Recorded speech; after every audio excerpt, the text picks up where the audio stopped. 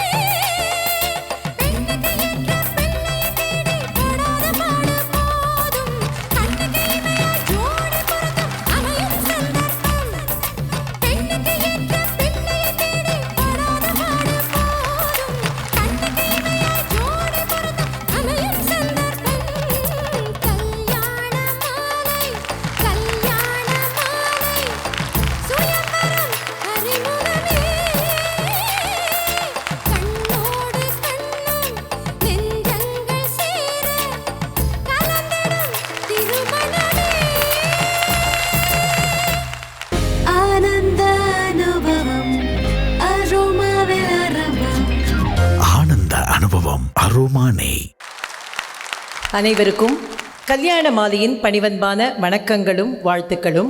Sun TV வரலாற்றில் மாத்திரமல்ல, தமிழ் தொலைக்காட்சி வரலாற்றில் மாத்திரமல்ல, இந்திய தொலைக்காட்சி வரலாற்றில் மாத்திரமல்ல, உலக தொலைக்காட்சி வரலாற்றிலேயே 26 ஆண்டுகள் ஒரே நிகழ்ச்சி, ஒரே தொலைக்காட்சி, ஒரே நேரம், ஒரே ஆங்கர், ஒரே டைரக்டர், அந்த மாதிரியாக டெலிகாஸ்ட் ஆகிற ஒரே நிகழ்ச்சி கல்யாண மாலை நிகழ்ச்சி தான்.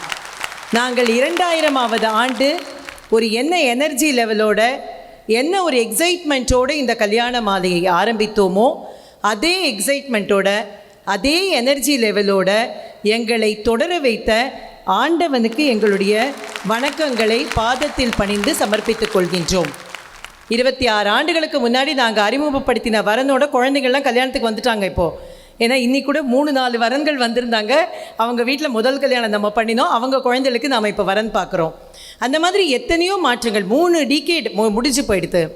ஆனால் கல்யாண மாலை நிகழ்ச்சியை எந்த ஒரு மாற்றமுமே இல்லாமல் எங்களுக்கு அனுமதி அளித்து காலை 8 மணியிலிருந்து 8:30 மணி வரை ஞாயிற்றுக்கிழமை தொடர்ந்து எங்களை உலகெங்கும் வாழும் தமிழர்களுக்கு கொண்டு செல்லும் சன் டிவிக்கு எங்களுடைய மனப்பூர்வமான வணக்கங்களையும் வாழ்த்துக்களையும் நன்றியையும் தெரிவித்துக் கொள்கின்றேன். கல்யாண மாலை நிகழ்ச்சியை சன் டிவியில் ஒளிபரப்புவதற்காக உறுதுணையாக இருக்கும் விஷன் டைம் திருமதி திரு ராமமூர்த்தி அவர்களுக்கு இங்கிருந்தபடி சென்னைக்கு ஒரு நன்றியை தெரிவித்துக் கொள்கின்றேன். அதை தாண்டி உலகெங்கும் வாழும் தமிழர்கள் கல்யாண மாலை நிகழ்ச்சியை நாங்கள் எல்லா நாடுகள்லையும், அது சுவிட்சர்லாந்தாக இருக்கட்டும், பாரிஸாக இருக்கட்டும், மிடில் ஈஸ்டாக இருக்கட்டும், சிங்கப்பூராக இருக்கட்டும், அமெரிக்காவின் பல நகரங்களாக இருக்கட்டும், அதை மாதிரி எல்லா ஊர்களிலும் கல்யாண மாலை படப்பிடிப்பு அப்படிங்கிறது எப்படி சாத்தியமாச்சு என்றால், உலகெங்கும் வாழும் தமிழர்கள் இந்த நிகழ்ச்சியை தங்கள் வீட்டு நிகழ்ச்சியாக, நாங்கள் எங்கே போய் இறங்கினாலும், ஃப்ளைட்டில் இறங்கினாலும், ட்ரெயினில் இறங்கினாலும், ஞாயிற்றுக்கிழமை காலம்பரை 8லேருந்து 8:30 கல்யாண மாலை மாத்திரம்தான், அதுக்கப்புறம் தான் எங்கள் வீட்டில் காஃபி அப்படின்னு சொல்கிற எத்தனையோ பேரை நாங்கள் பார்க்கிறோம். அவர்களுக்கு இந்த நேரத்தில் அவர்கள் பாதம் பணிந்து எங்கள் நன்றியை தெரிவித்துக் கொள்கின்றேன். எங்களோடு தொடர்ந்து பயணிக்கும் அனைத்து ஸ்பான்சருக்கும் இந்த நேரத்தில் நன்றியை காணிக்கையாக்குகின்றேன். அடுத்ததாக கல்யாண மாலை திரு மோகன் அவர்கள், அவருடைய வார்த்தையும் அவருடைய புன்னகையும் தான் இந்த நிகழ்ச்சியின் பெரிய பலம் என்று நாங்கள் நம்புகின்றோம். அவருக்கு நன்றியை தெரிவித்துக் கொள்கின்றோம். அடுத்ததாக நாங்கள் என்ன தலைப்பு கொடுத்தாலும், என்ன மாதிரியான ஒரு சேலஞ்சிங்கான விஷயங்களாக இருந்தாலும் அதை மிகச்சிறப்பாக சிறமேற்கொண்டு செய்யும் பேச்சாளர் பெருமக்கள், எத்தனையோ துறையில் சாதித்தவர்கள் கல்யாண மாலையில் பேச்சாளர்களாக வந்து கொண்டிருக்கின்றார்கள். அவர்கள் அத்தனை பேருக்கும் இந்த நேரத்தில் நன்றியை தெரிவித்துக் கொள்கின்றேன். மதுரை அப்படிங்கிறது எப்போவுமே எங்களுக்கு ரொம்ப ஸ்பெஷல். கிட்டத்தட்ட 15 ஆண்டுகளாக இந்த அரங்கத்தில் நாங்கள் நிகழ்ச்சி பண்ணிகிட்ருக்கோம். கல்யாண மாலையின் பட்டிமன்றம் பேச்சரங்கம், இதற்கு உலகெங்கும் வாழும் தமிழர்களிடையே மிகப்பெரிய வரவேற்பு இருக்கிறது. கல்யாண மாலை பட்டிமன்றங்களில் கொடுக்கப்படும் தலைப்புகளை பற்றி எல்லோருமே பேசுகின்றார்கள். ஆனால் நாங்கள் என்ன உணர்கின்றோம் என்றால், நாம் என்ன வேணால் தலைப்பு கொடுக்கலாம், நாம் என்ன வேணால் பெருசாக யோசிக்கலாம். ஆனால் நாம் யோசிப்பதை வார்த்தைகளாக வடிவம் கொடுப்பவர்கள் பேச்சாளர்கள். அந்த மாதிரி எந்த டாப்பிக்காக இருந்தாலும் தங்களுடைய ரசனையை மென்மேலும் வளர்த்து கொண்டு கல்யாண மாலையின் பேச்சரங்கத்திற்கு மிகப்பெரிய ஃபாலோயர்ஸ் இருக்கிறார்கள் என்றால் அவர்களுக்கு இந்த தமிழ் கூறும் நல்லுலகிற்கு நான் மிகப்பெரிய நன்றியை தெரிவிச்சுக்கிறேன். இன்றைக்கி என்ன டாபிக்? கல்யாண மாலை எப்பொழுதுமே கொஞ்சம் வித்தியாசமாக யோசிக்கணும்னு நினைப்போம். நாம் என்ன யோசித்தோம் அப்படின்னா, இக்னரன்ஸ் இஸ் எ பிளிஸ் அப்படிங்கிற அந்த பழமொழி எனக்கு ஞாபகத்துக்கு வந்தது. அறியாமை என்பது ஒரு வரம், அறியாமை தானே பேரின்பம் அப்படின்னு நம்முடைய கவி பேரரசு கூட பாடியிருக்கார். அப்போ அது உண்மைதானா அப்படின்னு நாங்கள் யோசித்து பார்த்தோம். ஆனால் அது உண்மை இல்லை என்பதை உடனடியாக மனசு சொல்லிடுது. இல்லை அது இன்றைக்கி சாத்தியமே கிடையாது அப்படின்னு நம்மளுடைய மனசு சொல்லிடுது. என்ன காரணம் அப்படின்னா, இப்போ இன்றைக்கி நம்மளுடைய சோஷியல் மீடியா அப்படிங்கிறதெல்லாம் நம்ம பார்த்தோம் அப்படின்னா, எதை பற்றி அதிகமாக பேசுகிறாங்க அப்படின்னாக்க, அடுத்தவனுக்கு, அதாவது காம்படிட்டர்ஸ்க்கு புத்தியே இல்லை, அவங்களுக்கு அறிவே கிடையாது, அந்த மாதிரி நிறைய விஷயங்களை எல்லாருமே ஒருத்தருக்கு ஒருத்தர் பேசிக்கிறாங்க. அப்போ ஒன்றை நான் சொல்லுவேன், என்ன நீ சொல்லுவேன்னா, அப்போ சமூகம் மொத்தமாகவே முட்டாள்களா அப்படின்னு யோசித்து பார்த்தோம். அப்படி இல்லையே, நிஜமாகவே அறிவு சார்ந்த சமூகம் தானே இந்த சமூகம். அப்போ ஏன் ஒருத்தர் அப்படி முட்டாள் அப்படின்னு நம்ம சொல்கிறோம் அப்படின்னா, அறியாமை அப்படிங்கிறத ஒரு ப்ரிவிலேஜாகவே நம்மலாம் எடுத்துகிட்ருக்கோம். காலம் மாறலாம், ஆனா கல்யாண பட்டுனா அது போத்தி சாமுத்ரிகா பட்டு தான். போத்தீஸ் சாமுத்ரிகா பட்டு. Kalyana Malai exclusive matchmaking for affluent families. Complete confidentiality. Call exclusive desk 9840891400. நீங்கள் யோசிச்சு பாருங்களேன், ஒரு 30 வருஷத்துக்கு முன்னாடி யோசிச்சு பார்க்கலாம். சின்ன குழந்தைங்க வீட்டில் இருக்குது அப்படின்னாக்கா அம்மா அப்பா சொல்லுவாங்க, என் பையன் என் பொண்ணு ரொம்ப சாது, வெளி உலகமே தெரியாது, அவங்க ரொம்ப வீடு உண்டு தான் உண்டுன்னு இருப்பாங்க, விளையாட போவாங்க, இவ்வளோதான், ரொம்ப சாது அப்படின்னு சொல்லுவாங்க. அது ஒரு விதமான ஒரு அறியாமையிலேயே அவங்கள குழந்தைகளை வளர்க்குறது. அதை தாண்டி பெண்கள், அவங்களுக்கு சின்ன குழந்தைங்களை தாண்டி பெண்களை வளர்க்கும் பொழுது, கல்யாணத்துக்கு வரும்பொழுது புகுந்த வீட்டில் என்ன சொல்லுவாங்கன்னா, என் பொண்ணை நான் பொத்தி வளர்த்துருக்கேன், அவளுக்கு உலகமே தெரியாது, அவளுக்கு வீடு உண்டு காலேஜ் உண்டுன்னு இருந்தாவோ, எங்களை தெரியும், இவ்வளோதான் தெரியும் என் பொண்ணுக்கு, அதனால் நீங்கள் தான் அவளை பத்திரமா பார்த்துக்கணும் அப்படின்னு அவங்க சொல்லுவாங்க. அது யாருக்கு? அப்பா அம்மாவிற்கு பெருமை. புகுந்த வீட்டுக்கு ரொம்ப வசதி, ஏன்னா இந்த பொண்ணுக்கு ஒன்றும் தெரியாமல் வந்தால் ரொம்ப சந்தோஷம் அவங்களுக்கு. புருஷனுக்கு ரொம்ப வசதி, கேட்கவே வேண்டாம், தான் எப்படி வேணாலும் ஆட்டி படைக்கலாம். ஆனால் அந்த பெண் சுய கௌரவத்தோடு மரியாதையோடு வாழ்ந்தாளா என்று கேட்டால், 30 ஆண்டுகள் வாழ்ந்த பிறகு அவள் திரும்பி பார்த்தா அவளோட வாழ்க்கை வெறுமையாகவே இருந்திருக்கும். அப்படிப்பட்ட அந்த பெண்களை ஒன்றுமே தெரியாமல் வளர்த்தது அது கரெக்டான விஷயந்தானாங்கிறத உணர்ந்த பிறகுதான் நாம் இன்றைக்கெல்லாம் இந்த மேடையில் இருக்கும் நம்முடைய விசாலாட்சி போன்றவர்கள் இன்றைக்கு என்ன பண்ணியிருக்கோம் அப்படின்னாக்க, பெண்கள் மிகப்பெரிய புத்திசாலிகளாகவும் சுய கௌரவத்தோடும் இருக்க வேண்டும் என்பதை நாம் எல்லோரும் உணர்ந்து கொண்டிருக்கோம். அதனால் இன்றைக்கி எந்த துறையில் சேர்ந்தாலும் அதாவது எனக்கு இது தெரியாது அப்படிங்கிறது ஒரு எக்ஸ்கியூஸே கிடையாது. அதுக்கு தான் ஏஐ இருக்குது, நான் எதாக இருந்தாலும் நான் அதில் பார்த்துக்கிறேன் அப்படின்னு சொன்னால், ஏஐக்கு தான் நமக்கு இன்னும் பெரிய புத்திசாலித்தனம் வேணும். நம்ம என்ன ப்ராம்ப்ட் கொடுக்குறோமோ அதை தான் ஏஐ பண்ணும். நாம் புத்திசாலித்தனமாக ப்ராம்ப்ட் பண்ணாதான் அதுவும் நமக்கு புத்திசாலித்தனமாக விஷயங்களை செய்து கொடுக்கும். இல்லைன்னா நம்மளை அதில் பாதாளத்தில் பிடிச்சி அது தள்ளிடும். அப்போ எல்லாத்துக்குமே நமக்கு ஒரு புத்திசாலித்தனம் தேவையாக இருக்கின்றது. அறிவின்மை இன்மையுள் இன்மை, பிரிதின்மை இன்மையா வையாதுலகு அப்படிங்கிறது தான் வள்ளுவரோட வாக்கு. என்ன சொல்கிறார் வள்ளுவர் அப்படின்னா, அறிவில்லை அப்படிங்கிறது தாண்டா வறுமை, அதை தாண்டின ஒரு வறுமையே கிடையாது. அதை தாண்டின வறுமை எல்லாத்தையும் நீ என்றைக்கு வேணாலும் மாற்றிடலாம், நீ நினச்சா மாறிடும் அது. ஆனால் அறிவில்லை அப்படின்னா அந்த வறுமை விட பெரிய வறுமை எதுவுமே இல்லை அப்படிங்கிறது வள்ளுவரோட வாக்கு. அறியாமைனா என்ன, அறிவின்மைனா என்ன? அறியாமை அப்படிங்கிறது அதான் நான் இப்போ சொன்ன மாதிரி, பெண்களுக்கு ஏன் அது மண்ணு மாதிரி வளர்ந்தா ஒன்றுமே தெரியாது அப்படின்னு சொல்கிறாங்கல்ல, அதுதான் அறியாமை. அறிவின்மை அப்படிங்கிறது நம்முடைய புத்திசாலித்தனம் இருக்கும், ஆனால் நமக்கு சரியான நேரத்தில் அது பயன்படாது. இன்றைக்கி நம்ம அப்ளிகேஷன் அப்படின்னு சொல்கிறோம், அதை நமக்கு சரியான நேரத்தில் அது பயன்படாது, அதுதான் அறிவின்மை அப்படின்னு சொல்கிறோம்.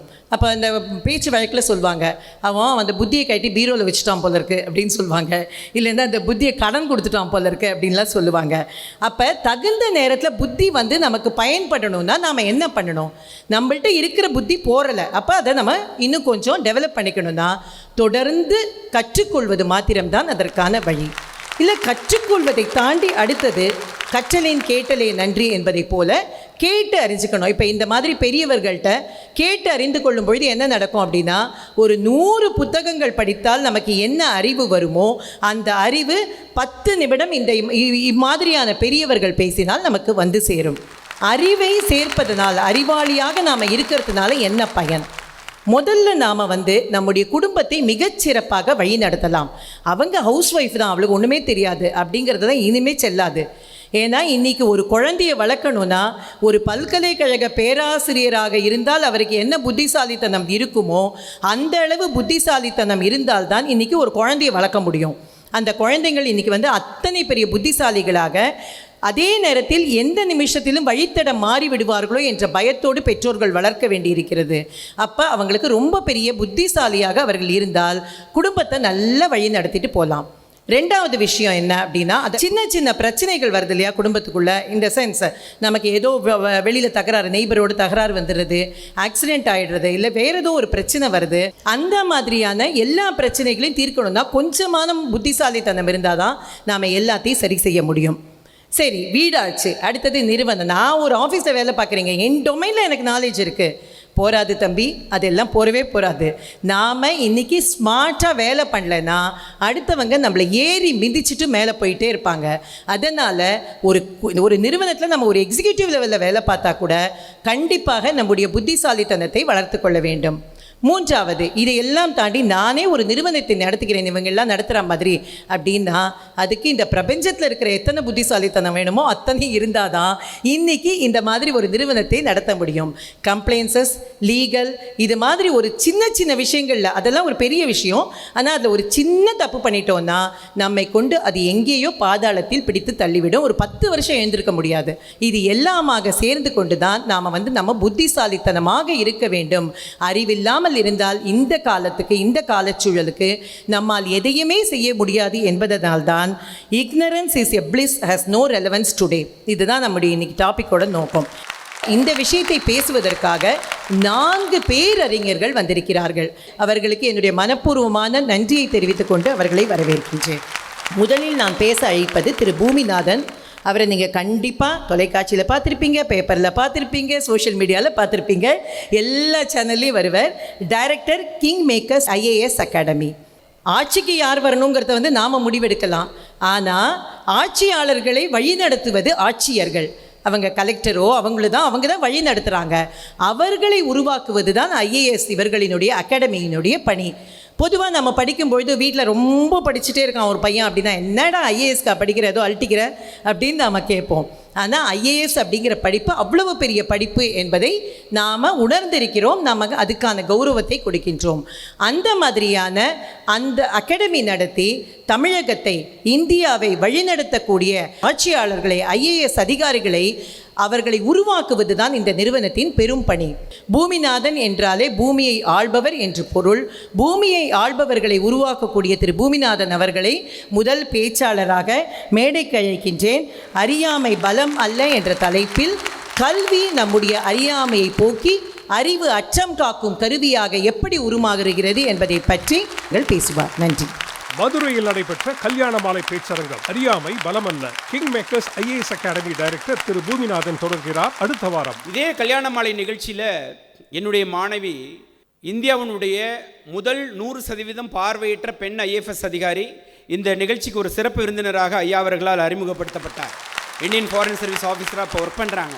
அந்த அறியாமை அப்படின்ற ஒரு விஷயம் அவங்கள பார்க்குறப்ப அடிக்கடி சொல்லுவாங்க என்கிட்ட, எனக்கு கண் பார்வை கிடையாது, ஆனால் தொலைநோக்கு பார்வை எனக்கு அதிக லெவலில் எனக்கு இருந்துச்சுன்னு சொல்லுவாங்க.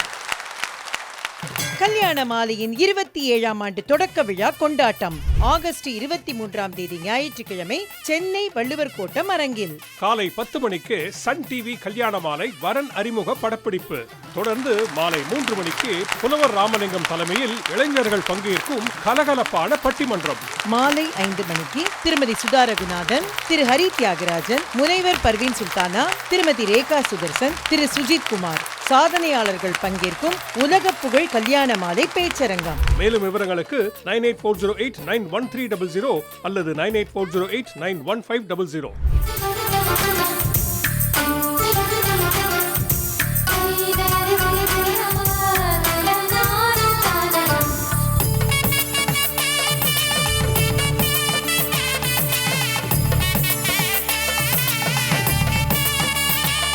உங்கள் வீட்டு வரனுக்கு மிகச் சிறப்பான இல்வாழ்க்கை துணை அமைய பதிவு செய்து கொள்ளுங்கள். kalyanamaalai.com.